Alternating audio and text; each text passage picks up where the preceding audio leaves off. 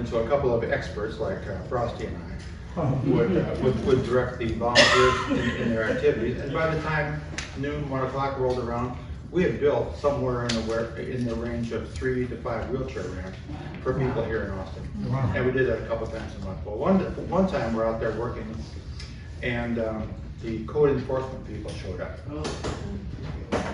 We were working on the south side here in the city of Austin. Code enforcement showed up, and they shut us down. They just shut it down, and so we stopped building ramps altogether. The reason that they shut us down is because we didn't have a building permit. We didn't do building permits. We didn't know what the building permits were for, why we had to have them. We were a philanthropic group. Yeah, that's a good one. A charity. Yeah. And we were all volunteers. Nobody was making money off of it. And we also figured that if we didn't attach the ramp directly to the house itself, that we probably didn't need but they saw it differently. Anyhow, they shut us down, and shut us down for a long time. And so those 5 to 10 wheelchair ramps that we were building for 4 people every month here in Austin came to a screeching halt. We started working outside of the city of Austin. We had to work outside of the long arm of the law so that we could continue to build wheelchair ramps. But I went and talked to Kathie Tovo, and I said, is there something that you can do? She said, well, what I can do, perhaps, if the city council agrees with me, is to excuse your fee for getting the building permit. And so in short order, she managed to do that for us. And as a result of that, we were able to start building again. Not only that, we were saving some money so we could build more ramps for more people as well. And that was really thanks to Kathie's effort, and I'm sure you appreciate that. I tell her about it every time I see her. And I've got a question for Kathie before I turn it over to her, which is, would you tell us about your background? What it is that got you into public service to begin with? Kathie Tovo.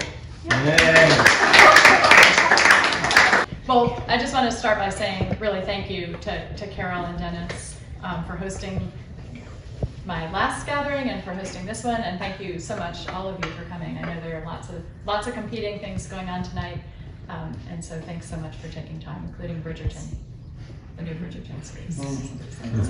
And thanks Sharon Brown, if you didn't meet Sharon Brown. Sharon Brown is a volunteer extraordinaire. She's worked on all of my campaigns as a volunteer, and couldn't have done it without her. So I got involved, as I'll answer Dennis's question, I got involved as a community member. I was on track to I had a PhD from UT in American Studies and was living in Austin, had just moved back to Austin and had gotten, was doing some teaching at UT and then some other stuff, and left and worked for a nonprofit that I loved, the Humanities Texas, which is the state partner of the National Endowment for the Humanities. Great organization. I think that's where I met you first, Ed. And loved my job, but slowly and surely got more and more involved in community stuff. Years ago, I went to a talk that Humanities Texas sponsored about civic engagement and invited lots of different leaders in to talk about what had gotten them interested in civic engagement. And former Representative Wilhelmina Delco said something I never forgot. She said, she told her experience of getting involved and running for the school board and then for the state legislature. And she made the comment, everybody is one bad decision away from active civic engagement. And for me, that's kind of how I got involved. I was really annoyed about a zoning case in my neighborhood. I was working at UT and then at Humanities Texas, but was annoyed about a zoning case and thought, well, I'm going to join that neighborhood association because I'm concerned about it. And then, as many of you know, because you've been involved in the neighborhood association here, next thing I was delivering newsletters, and then the secretary resigned, and I was secretary, and then I was president of the neighborhood association. So that was kind of my path to getting involved in local issues, and eventually it was taking up. I was spending more and more time on it and realized I loved it, and was on various commissions at the city and at the school district, and decided to run for council. But I think what really got me interested in looking citywide at issues, in our neighborhood, I was neighborhood president around and lived in Bolden Creek Neighborhood Association at the time, and we had lots and lots of development going on. Almost every week it seemed like a developer would reach out to the neighborhood association and want to talk and negotiate. And so there was lots of redevelopment happening in that neighborhood at the same time that the school district proposed closing Becker Elementary and then Oak Springs Elementary as well. And so that was really when I started looking at what was going on and sat down with the demographer at the city and talked to developers and to various other folks to try to figure out how could this be that we're living in a neighborhood where there's so much change, so much redevelopment, so many people moving in, and the school district is proposing to close the school. And so that you know, the answer was, well, was complicated. One, lots of families weren't sending their kids to Becker Elementary, lived in the neighborhood, weren't sending their kids there. Two, that area had really started to gentrify, so you had a lot of higher income, the real estate was changing, it was becoming much more expensive, and fewer kids moving in that area. So I won't go into lots of details, but I helped lead the charge to keep Becker and Oak Springs open, and then wrote a proposal to introduce a tuition-based pre-K program to Becker to try to bring more families into that school. And then that program became really, I think at last count, I think it was in 19 or so different schools in Austin Independent School District, this pre-K, tuition-based pre-K program. But that was really kind of my path. I started out, you know, wanting to be a college professor, and then found myself getting more involved in community engagement, and ran for office. But Weren't you involved in ANC as well? Yes, yeah. Yes, yeah. I became involved in the Austin Neighborhoods Council and was an officer in that, and then started getting appointed to like the Planning Commission and the Waller Creek Citizens Advisory Committee and some AISD task forces. But I was really interested in that connection between the school district and the city of Austin, and how I could really use my interest in both. To help forge a better path. So as a council member, I worked a lot on ways to support AISD, especially through partnerships. One of the things that I was able to do during the pandemic, for example, is to get funding to provide caregiver meals. As many of you know, AISD was providing free meals to kids. And we heard, and for the first 2 weeks, the Austin Ed Foundation was able to provide caregiver meals so that the students they were serving were also able to, there was access to food for their families as well, but they didn't have the funding to continue it. And I started hearing reports that families were sharing those student meals, and so I was able to get my colleagues to agree to allocate funding for that, and that's something the city was able to do throughout the entire pandemic, and they served about 1.5 million meals to caregivers during that period of time, and also did it in partnership with local restaurants so that it kept about 100 jobs. Mm-hmm. Yeah. And so it was a great, again, that kind of comes from my interest and concern and partnership with AISD through the years. We also, in the wake of Winter Storm Uri, one of the things that I brought forward was a resilience hub, a plan to create resilience hubs in every part of the city. And that's a partnership that's now happening with AISD to locate places, schools, or other kinds of facilities that can serve as places of refuge during emergencies. So I served 3 terms on the Austin City Council. The first was at large, because we were still a city where that elected its council members at large, ran against an incumbent and won. And then we shifted to the district-based system, and I was the only council member to make that transition. Ran against another council member, another incumbent, and won again, and had the privilege of representing this area, District 9, and loved it. I've spent a lot of time celebrating various things happening here at Mueller. I usually say both, just but lots of hard opening. What's the preferred term in this room? Mueller. Yeah. Mueller. Don't go there, please. That's why I always say both. Just so I say both. Just so the old airport. From playgrounds to the skate park to the affordable housing at Aldridge, it's been just amazing to represent this district and to see all the different changes and resources that happened here. And of course, there've been bumps and challenges too, like the TCAD situation. I know some of you said you moved in a little more recently, but I don't know, 5-8 years ago, something like that. There was a real threat to the affordable housing here in this neighborhood because of the way that TCAD was valuing those. So some of the issues I worked a lot on and I will say also 4 years of my time representing City Council District 9, I served as Mayor Pro Tem. So that was a great experience, great preparation for what I'm stepping forward to do now in potentially serving as mayor. I had the opportunity to fill in for Mayor Adler and running meetings and representing the city here in Austin, but also internationally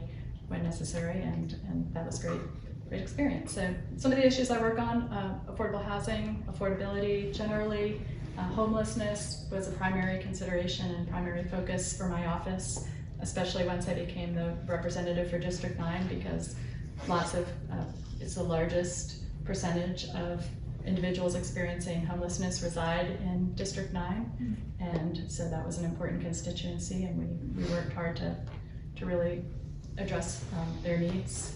I led the initiative to open the Sobering Center. It wasn't my idea, but the council had passed it probably 16 years before, and it had hit some political challenges and never opened. And so Judge Hohengarten and some others in our community were like, look, this is a great idea, we need it. And so I was able to lead that through council and get it open, and it served about 10,000 individuals right now. And this is a place where individuals who are publicly intoxicated can be taken by EMS or APD or other partners. Now even UT students can bring other students there, and it's a place to sober up and get connected to resources. So those are a couple of things that I've worked on, and rather than kind of talk at you, I'd love to hear your questions or your priorities. I will say I don't live in this neighborhood. I live in Heritage neighborhood, which is nearby, kind of just south of Central Market, and I have 2 kiddos. One just graduated from Austin High, and one is a rising senior at Ann Richards. So that's been fun. I got involved with the ISD before I became a parent, but it's been fun to experiencing it as a parent. Yes, Cassie. Could you tell us the policy differences between you and Kurt Watson then? Sure, great question. So I'll start by saying with my 3 terms, I've had more experience at City Hall than any other candidate in this race, including Kirk Watson. Some major points of difference, I would say, involve kind of the way we approach land use. The recent battery of changes that Kirk Watson and others supported is not something I support. I think it should have been done differently. I think it went too far in a variety of respects and didn't include the kind of community benefits that I would have argued for had I sat on the dais, including an affordable housing benefit and a real prohibition against short-term rentals, so that that new housing that they're trying to create doesn't become hotels. So land use is certainly an area of distinction. I believe in collaborative approaches. I was quite concerned to see Kirk announce the partnership with GPS without any consultation with the rest of the council, without any public discussion. That was, and it had some real disparate impacts on communities of color. I think had he had that as a conversation with his colleagues, I think that would have helped. That would have helped at least shape that program in a way that would have worked better for the community. So those are a couple things. I worked really hard, as I mentioned, on homelessness, and we, after much time, made some really good investments in permanent housing solutions. For a long time, we were investing as a city primarily in emergency shelter, and emergency shelter is important. But people don't have opportunities to leave that emergency shelter if there's not permanent housing solutions. And so we invested both your tax dollars, but also some of the federal dollars that came down in permanent housing solutions. And over the last year and a half, I've seen a real shift back to emergency shelter. So again, we need both, but the only way we're really gonna end homelessness in the city is to have those permanent housing options and the services that help people be successful in that. And I really regard, we also had, there's a group called Finding Home ATX. It's a coalition it was started by the Downtown Austin Alliance and some other partners and some private individuals who are working to raise private dollars for homelessness, which is what we need. We really need that private sector participation. And Steve Adler had, was part of that. Councilmember Kitchen and I also participated on the leadership team. We need, in my opinion, we really need a mayor who's going to be a champion for that private sector investment. And that's, I would say that's certainly a commitment I would make. So I think we need a mayor who's prepared to be a climate champion and a champion for that private sector dollars, and that's something that my track record shows. I've got lots of experience, and I'm prepared to step up. And it sounds like your leadership style is really different than his. Yes, I really believe in, one, having those public conversations, making sure that we have public participation at our council meetings. Many of you may have followed that the city was recently sued because of the way in which the meetings were being conducted, and the fact that people who came down to council to speak had their time shortened.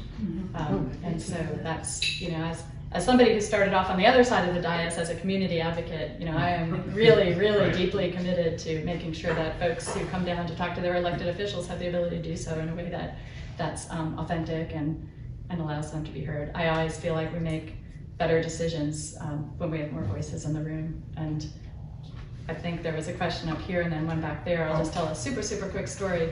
There was somebody who used to come down to council all the time, just every week, and he would argue against everything on what would have been on the consent agenda if he hadn't come down to speak about it. And he would argue against basic contracts, to build, everything from light poles to everything. He would say, I instruct you to vote against it. And, we never did, because those are important city investments that you've got to make. But one day he came down and said, I have time to come down during the day, but a lot of people don't, we're working. So how about you have a city council meeting on a Saturday? And I thought, well, that's actually a really good idea. So everybody has something. I guess, that experience taught me that you can disagree with 90% of what somebody says, but that, you got to look for those places where you agree. And that, I was able to bring a resolution forward, and we had a Saturday meeting, and folks who never come down to council were able to come and speak to us, all because, that gentleman came down there. So I really believe in, making sure to prioritize public voices. Now, can you speak to the mental health diversion program that you have listed? Yes.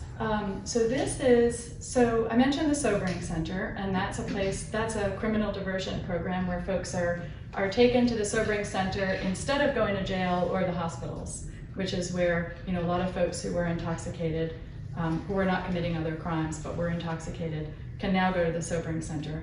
The mental health diversion program is actually an initiative of the county that the Travis County is exploring.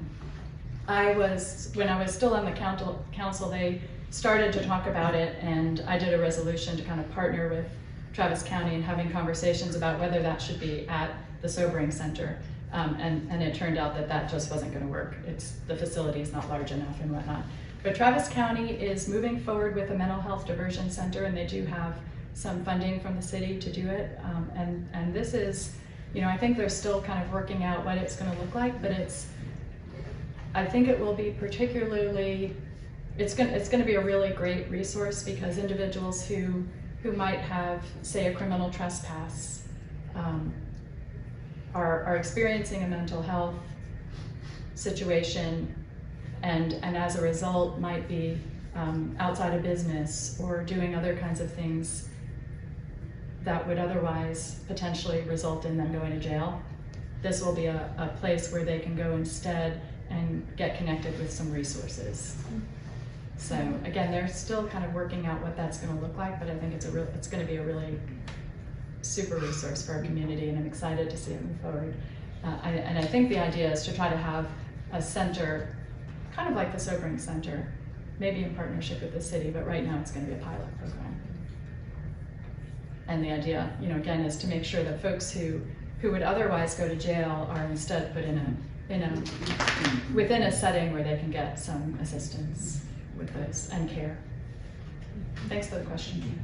Can you tell us your plan for the I-35 corridor? Sure. Well, I wish the city of Austin had more control over that. I think it's, there are not that many points of leverage, unfortunately, but TxDOT, the city of Austin So as a council member, I participated in a lot of conversations, including with TxDOT and with some representatives from the federal government to try to get a better plan, one that wasn't necessarily expansion, but was, really working to not do what TxDOT did. I mean, TxDOT had promised no higher, no wider, Yes. and then that's, of course, not the plan that's on the table. So I, as a council member, didn't support the expansion, and have gone on the record not supporting this either. And in fact, I'm a party. I signed on to the lawsuit that Rethink 35 has done on rightly putting forth that it's a violation of civil rights because of the pollution and the other kinds of concerns that have been raised. I hope that's successful. If it's not successful, I'm going to support caps. I think that TxDOT should be participating in them. It's going to be cost prohibitive, and I don't know where the city would really find the funding. But if TxDOT is committed to expanding I-35, I'm going to be an advocate to try to get those caps built, because I think that we need that way to knit back. But we'll see if we get there. Did you have a thought about it, or other folks want to share where they are on It seems like the something 35? has to be done for the 35. I mean, you can't go on living in the 50s. And so, some expansion has to happen. I lived there in the 50s, and when it originally came through, and we were displaced. So I think there'll be some displacement, of homes and businesses, with the expansion. But, there has to be some, transport through to the border. I mean, we're getting a lot of, transport back and forth from, 35. And so there has to be some solution other than just be stuck in meetings. Sure, I think you raise an important perspective, and you know what? I think some of the proposal that I thought made the best sense was to take the tolls off 130. Because I agree with you. I mean, the traffic situation is tough. There's a lot of evidence, and I've read, a lot of the studies that folks have sent that show highway expansions tend to not relieve traffic very much because folks just get back on, more regular driving. So I really liked the idea, and I think that was the proposal that makes the best sense to me. The main Get the problem trucks with off. 130 is with commercial traffic. They should have made the fee for it a fraction of what I it is, agree. because they did not in any way incent Yep. these guys They sure taking 130, so it jacked it up. I Yep. got a couple of comment Yeah. and a question. Comment is, you see all these high rises going up that are multi-use deals, and we've got some of it's dedicated to affordable housing. How much? Well, 2%. Oh, generous. Anyway, so I find that amusing. That's the comment. Question: back when Kirk Watson was mayor the first time, back in the 90s, he seemed, from this perspective, he seemed to care about really trying to take care of the homelessness issue, and he didn't seem to coalesce the power brokers in Austin to do that, and it kind of led to where we are right now. How is it that you would work with, it's going to require some, I would think, some charitable contributions as well as government or whatever. How would you encourage those folks to say, hey, we can create a better community for all of us here? Yeah, great question.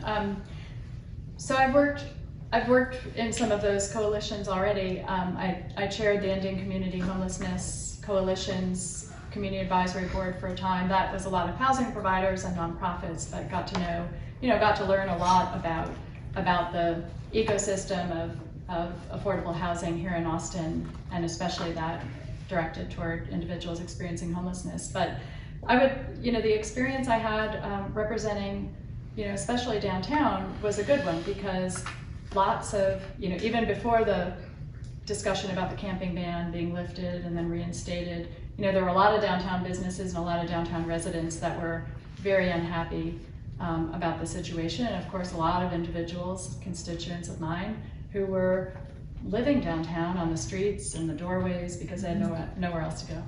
And so I participated in a lot of conversations with the Downtown Austin Alliance and a lot of just individual conversations with business owners. And one I would just share with you, I found that even folks who were very angry, when you really talk to them about the situation and some of the challenges, could be persuaded to become part of the solution.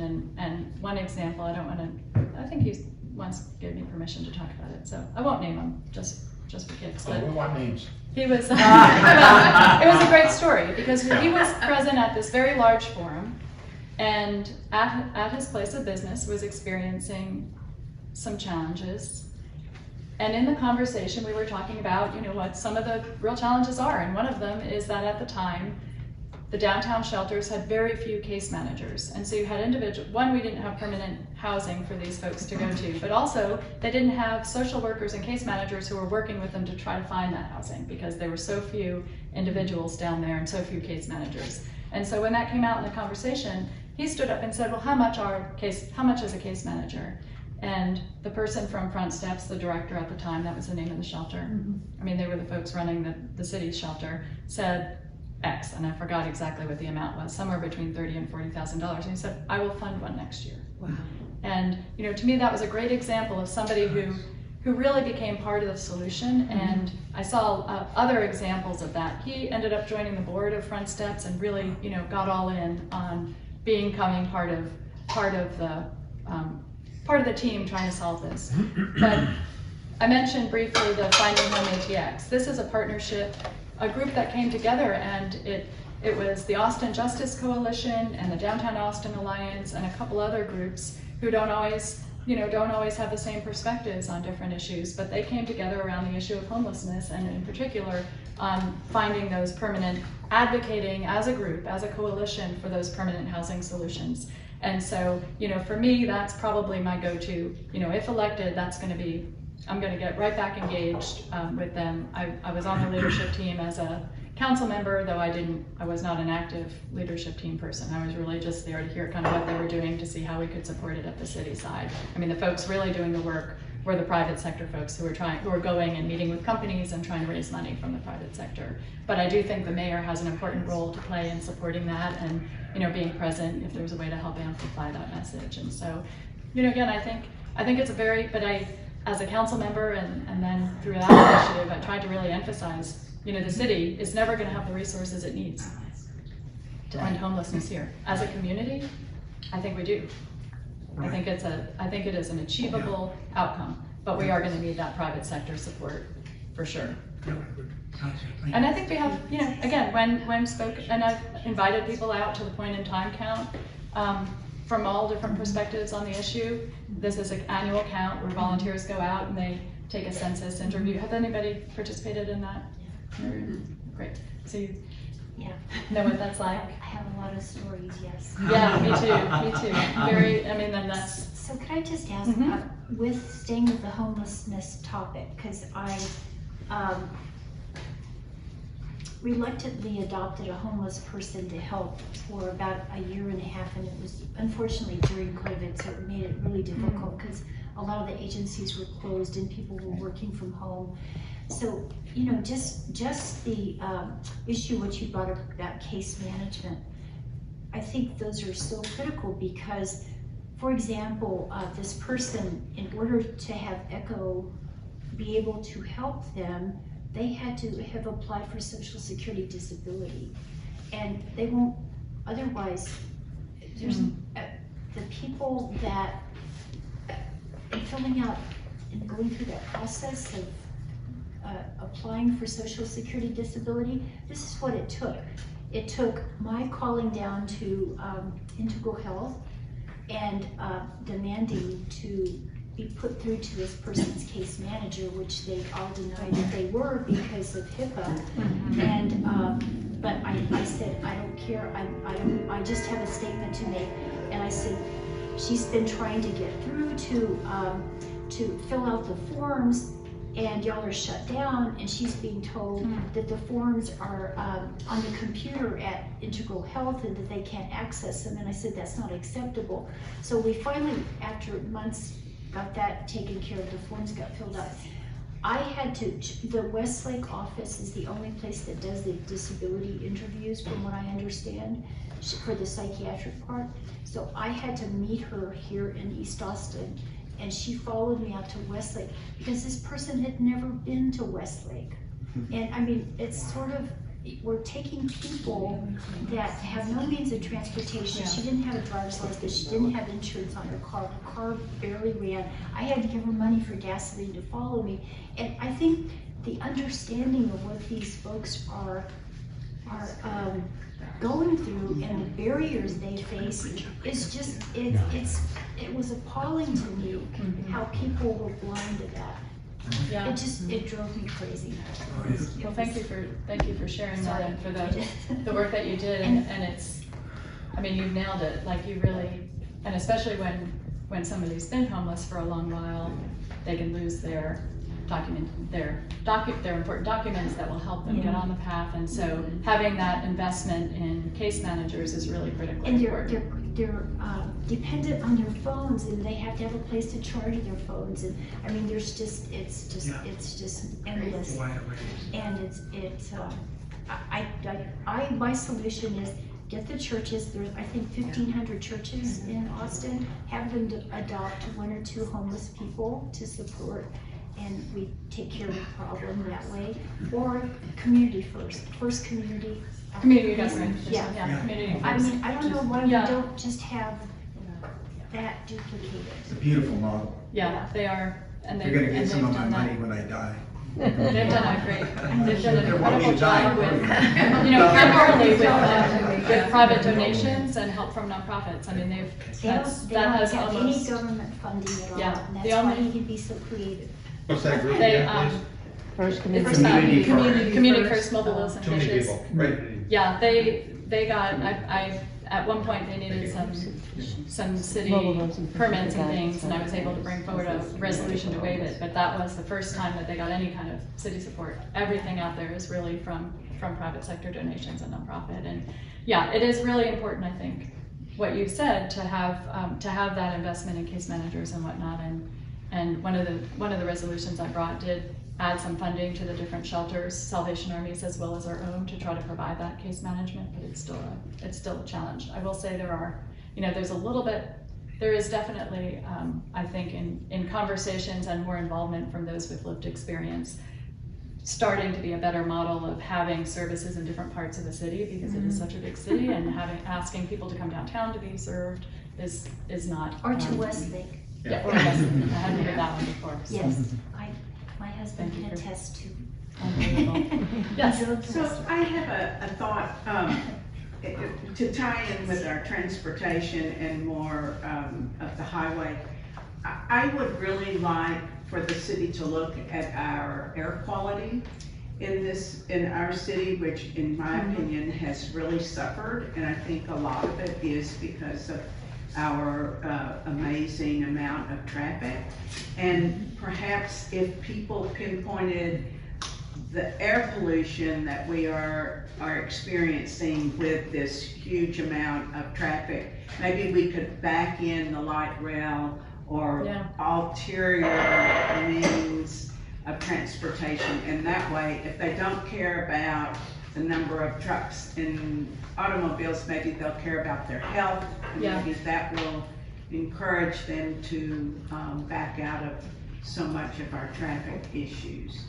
That's a great point. The city of Austin participates in the Clean Air, I've forgotten what the name of it is, the Clean Air something or other, that's part of CAPCOG. And CAPCOG is like a organization with representatives from the different governments around. I served on it when I was first on council, but one of the things they do is monitor the air quality, not just here, but in the region. And so they have that data. And and I know Rethink 35, the group that's opposed to the expansion, has been talking about pollution, but as there are more and more attacks on Project Connect, I haven't heard anybody going back to that data, and so that's a really good point. I mean, I think that's one of the many reasons that that I support Project Connect and other public transportation because it has such environmental benefits. But as folks have, again, in the last couple of years, as we've seen attacks on Project Connect and that public transportation project, I haven't really seen people go back to that data very much. So I think that's a really great suggestion, because that does exist through that Clean Air Force. Anybody know the name of it? Suddenly, I'm just drawing a blank on its That name. would be a good name, Clean Air Force. I think it's on. Anyway, look at Babcock, you'll see the name. Ani and then Karen. Yes, right. So many people in this room have gray hair, and many of you know that, or none, that we have been working on supporting the older neighbors. You sent one of your staff once to a meeting we had. I think you were there. A couple of you were at that particular meeting. That work has been quieter, but the need has not gone away. And one of the things we don't have is a place for people who live in Mueller to go when they can't live independently. And I have recently, this week, sent a letter to Greg Weaver.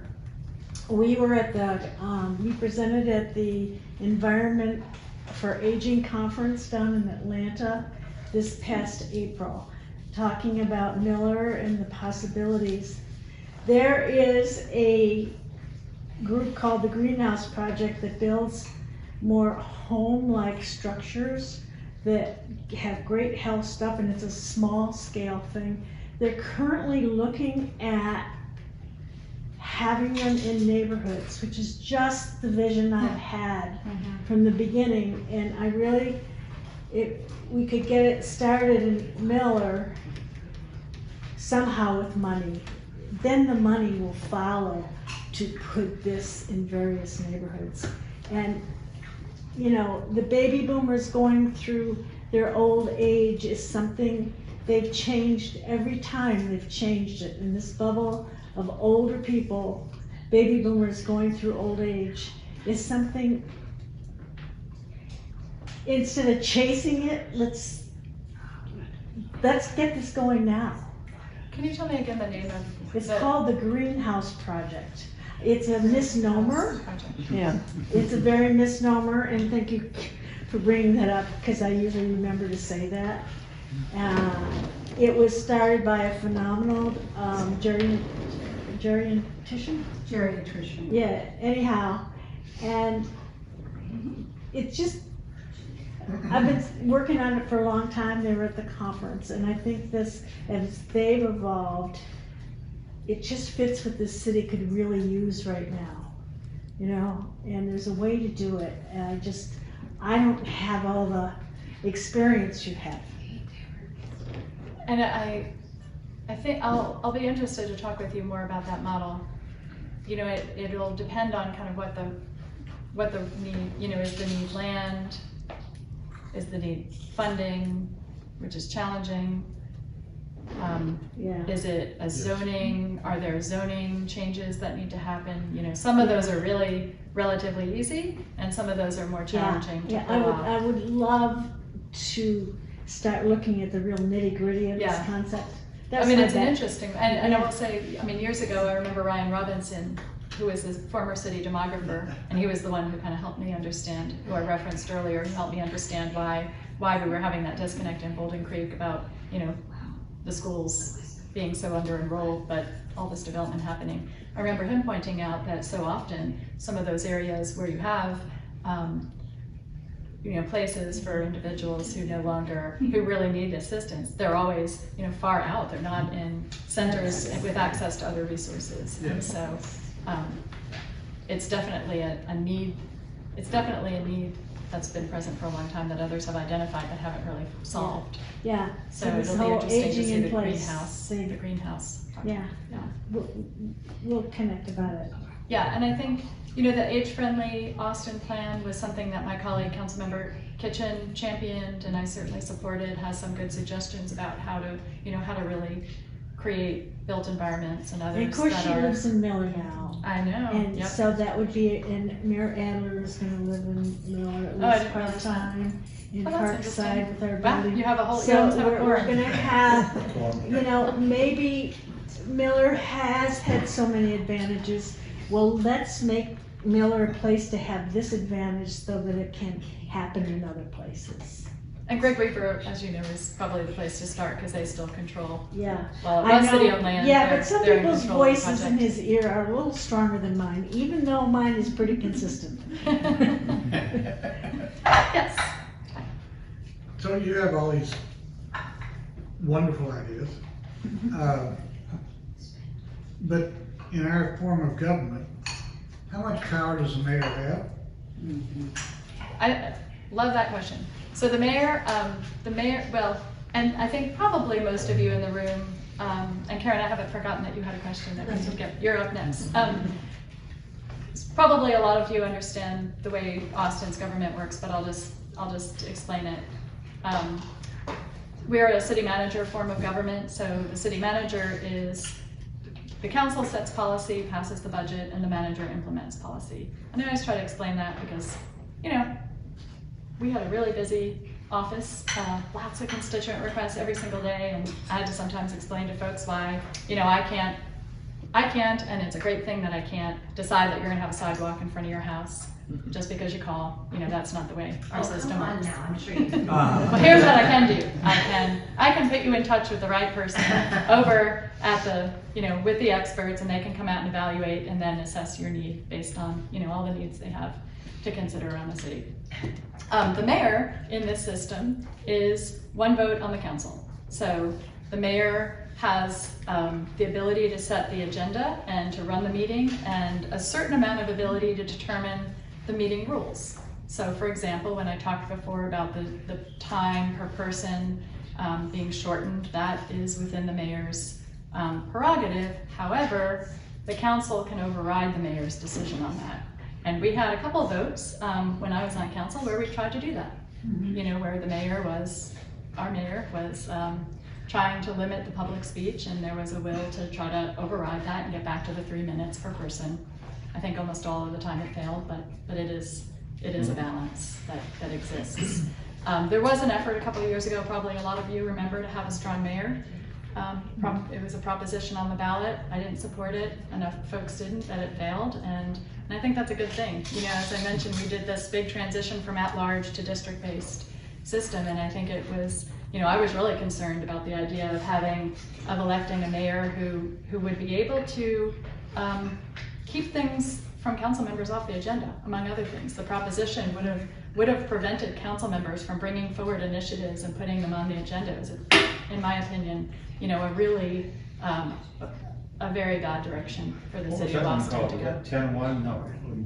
Well, 10-1 was the system of, you know, that it ushered in the system of geographic representation. Okay. The strong mayor proposal was during the pandemic a couple of years ago, and that was, you know, among the provisions that would have fallen to the mayor. That would have been one of them. So, you know, I'm very supportive of the system that we have. I think the mayor, you know, should be collaborative. It's not, we don't have a strong mayor system. It's one of the reasons I have real significant concerns about some of what I've seen over the last year and a half. I think, you know, we have, well, I'll just leave it there. Happy to provide more details if folks want to talk about it. But I would say, you know, I think it's, I think community members are best served with the system we have, and behind the scenes, you know, kind of strong mayor business is not, does not serve the public well, in my opinion. That leads to another question. But may I ask you, Yes. Clark, to, Oh, because sure, Karen sure, was sure, next sure. I have, in the queue. there are two things. One, were you on the council when we did Imagine Austin? Way back. Okay, so never mind. Well, I was involved with it as a community member and then on the planning commission. And I'm trying to remember whether we passed part of it when the plan came through. That's okay. Yeah, no, I think I was mostly involved as a planning commissioner Okay. on that. Then the other question I have is, I'm really confused. So I know Ora Houston and the head of the NAACP are supporting your candidacy. Yes. And my impression is that they're against the initiative, the Home to initiative that was just passed. And then I just read something from Chaz, the head of the Justice Coalition, saying, supporting the initiative as a good first step. And that made a lot of sense to me. So what is the solution? We have the Home Initiative. What is the best solution for our community? And where can we read about it to really understand it? That's a good question, because most of what's out there is coming from one perspective or another. So there was one other thing that the president of the NAACP said, which I didn't understand, and it was, we just need to follow the fair housing laws that are already in place. Well, that didn't make any sense to me either, because we've had many years of fair housing and we haven't had it. So anyway. Yeah, good questions, all of them. So what I would, well, this is a good segue to say, hopefully you all signed up on the way in, and I, about a couple weeks ago, sent out I don't send out a lot, we're not, writing multiple times a week for my campaign, but a couple weeks ago, we try to do like one every other week, something like that. 2 weeks ago, I sent out just a letter about the home and kind of what I would propose. Now that it's passed, what I would propose kind of moving forward, and I'd be happy to share that with you if you indicate it on the sheet. I'll remember to get you a copy. So I served on the council, and we, before I left council, I initiated with 2 different resolutions, direction to our staff to make it easier to build accessory dwelling units. That seemed to have a lot of support citywide. Not all areas allow them, some do, some didn't. And that seemed to me a real way of increasing density, allowing for property owners to have additional units if they wanted them. And it also included a measure and a direction to staff to create a loan program. Because, so often, there are all kinds of things that happen if you build an accessory dwelling unit. One, it's expensive, especially now with all the rising costs of construction, and you lose your homestead exemption on that piece. And so for moderate income, lower income folks, that was not going to necessarily help them stay in their homes and pay their taxes. And so this would have created, the direction that I gave that my council passed was to create a loan program. Well, it didn't happen, and it still hasn't happened. And so in the wake of Home 1 passing, a council member on the council brought forward a resolution telling staff to create a loan program, which was basically what I had said twice before. Sometimes that happens, and it happens when you get a new council. And I did actually call them and say, please tell the staff instead not to begin exploration of it, but to tell you where they are because they have had 2 years to do the work. And it didn't totally turn out that way, but I'm hopeful that that's going to happen, because I think that loan program is really critical. Otherwise, it's just going to be investors being able to build this housing, and that doesn't serve the purpose that they identified. Yep. So again, I supported accessory dwelling units. I think the 3 units per lot is I'm concerned that it's going to result in a lot of, so I can't speak for Nelson Linder or others, but I'll tell you my perspective on it. I'm concerned that it's going to result in a lot of demolition, redevelopment, and displacement, especially especially in the Eastern Crescent. And part of that is because some of the areas west and some north and some south have deed restrictions and restrictive covenants that are going to prevent some of this, or make it a little bit more challenging for some of this to go into effect. And so I think some of our existing neighborhoods in Central Austin and East Austin are going to be the first places that see this redevelopment. So, had I been on the council, I wouldn't have supported it, but I would have argued for some amendments that I think would have been important. Number one, getting those loan programs in place, maybe before some of this stuff went into effect. The first batch of changes passed, allowing 3 units per without successfully prohibiting those from becoming short-term rentals 100% of the time, which I'm not sure they can go back and undo now. If they can undo it, they should, because we don't need any more short-term rentals. If what you're really trying to create are houses, then you need to put the measures in place to make sure that that's going to happen. And I think there should have been an affordable housing component to it. I heard some discussion at the planning commission and people pushed back and said, well, 1 out of 3, you can't do 1 out of the 3 units as affordable. I think Alberta Phillips, who's a new planning commissioner, had argued that 1 out of the 3 maybe should be affordable. And there was a lot of pushback that the numbers wouldn't work for that to happen. But they could have at least had some kind of affordable housing contribution that I think would have been a good measure. So when I was on council and we were talking about zoning changes under Code Next, we were talking about an equity overlay. The city of Austin worked with UT, commissioned UT to do a really good report looking at different neighborhoods in the Eastern Crescent, but citywide, but most of them, the areas that were vulnerable to displacement. And it looked at them, studied them, and figured out which neighborhoods, were already gentrified, but what were the neighborhoods where you could still have positive interventions and where you shouldn't incentivize the redevelopment. And so we had that data, and we were going to exclude those areas from zoning changes that would potentially incentivize changes, and that didn't happen. So the council on this last piece of zoning changes decided, I think what they've done is they're implementing it several months from now to give themselves time to look at whether an equity overlay would help with that piece. But I don't think it can be retroactive to the first piece. I'm not sure about that. Some of what they've done is now in place. I'm not sure how much of it can change. But in my email, I tried to say, proactively, like, what can we do going forward? And I think the Austin Justice Coalition, I went to a presentation they did recently, and I think some of that made it into the communication they just sent out. I think some of it, so I haven't had a chance to really look at their communication, but it looked like there was a little bit of, it looked like it was similar to the presentation I went to, and I would say there was, I have a lot of agreement with their points about, preventing, really making sure that we're preventing displacement and some of the tools.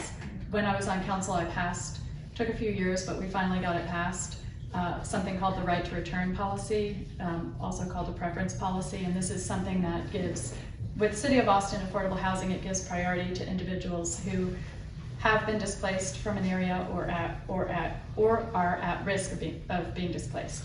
And so, for example, the Austin Justice Coalition in some of their literature previous to that had talked about wanting to make sure that that right to return is in place. It is in place, but it can be expanded. And so I think I agree with some of their suggestions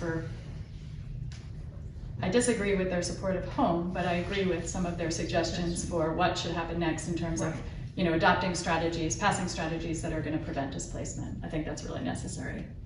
So it's like everything, it's I can't point you to one source on home because everything that's been written is either from the perspective of folks who are very opposed or very in favor, and we really need to be having conversations around land use that are structured differently. I just think when we get to the point, when they're always happening at council and you've got folks who are supportive and folks, you don't have an opportunity to really make the best decisions, in my opinion. We need to be able to have lots of voices sitting around a table trying to figure out what's the best plan. How can we achieve increased density without increasing displacement? How can we do this in a way that's not going to create short-term rentals? So there wasn't that kind of conversation that happened at council.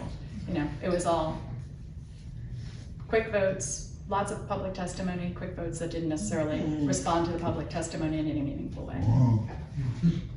So, she didn't like that either. Anyway. Should we do maybe one more question, and then of course I'll be here and happy to answer. I'm just going to ask one question. As we've seen in recent times, people with what I consider a fairly anemic number of people can sign a petition and force an election in Austin. What's that number? Is it like 50,000 or something? Oh no, I should remember it. I'm sorry, I don't. It's a small percentage. Number. It's and a it was set a long and time ago when Austin wasn't as big as it is now. I'm just curious as to whether you have a position or not with regard to maybe increasing the percentage of people that are required to force an election with a petition, because some of these people are bellyachers about anything. It's a hard. Personal opinion. I'm still really deliberating on that, and I think we might have some charter amendments to consider in the fall that might make some changes. I know the Charter Commission was considering changing that percentage. You know, generally I like the ability for members of the public to be able to put something on the ballot. We wouldn't have had 10-1 without that petition ability, and so I do think it's an important thing to have, to hold your elected officials accountable, but also to be able to bring forward measures that have significant public support. I haven't really decided what I feel about the petition, about the percentage of the petition and whether it should change. And Kathy, can I ask you really quick, you just pose that problem when you've got a real strong advocate on one side and a real strong advocate on the other side, and there is no ability to compromise and come to a middle ground that serves the city the best. Like as mayor, how would you do that? Well, I think we do,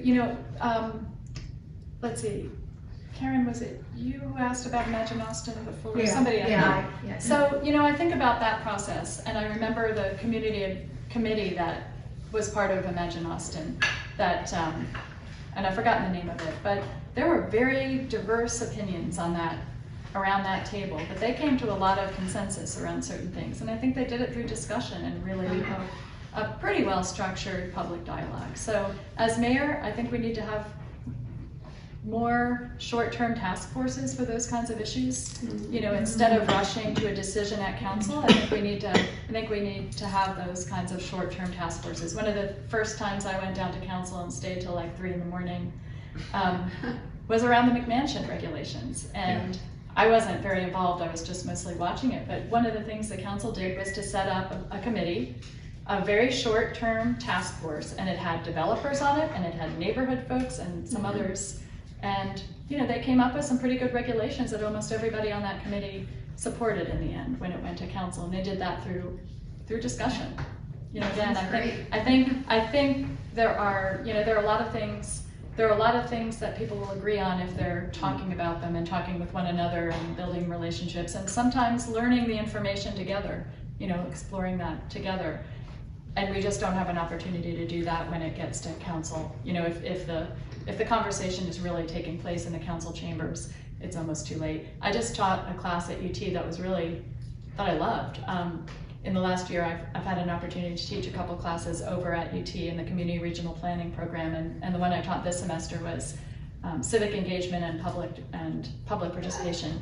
And so it was wonderful because I learned a lot from the stuff we were reading and from my students and from our conversations, and seeing best practices around the country of how they come to decisions and different kind of decision-making processes has really just, I think Austin does a pretty good job in a lot of respects, and increasingly better and better processes as time goes on. The equity-based historic preservation plan, for example, that just happened was a great example of really using public engagement in a great way. But we also have some examples that it just aren't. And again, I think this recent decision is an example of one that just was not. There was not really a very thoughtful public process that preceded it. Okay, very good. Well, I'll just say thank you. Thanks for the